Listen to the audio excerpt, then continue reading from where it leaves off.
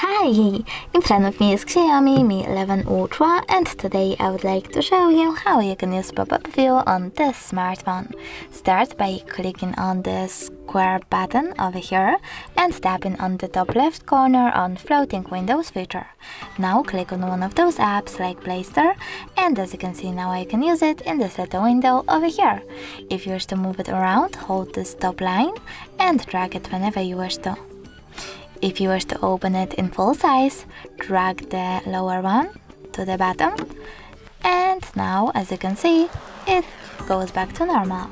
But you can also use it, overlay other apps, and close it by clicking on the square button again, but this time closing this app in the background. Thanks so much for watching. If you enjoyed this video, leave a like, comment, and don't forget to subscribe.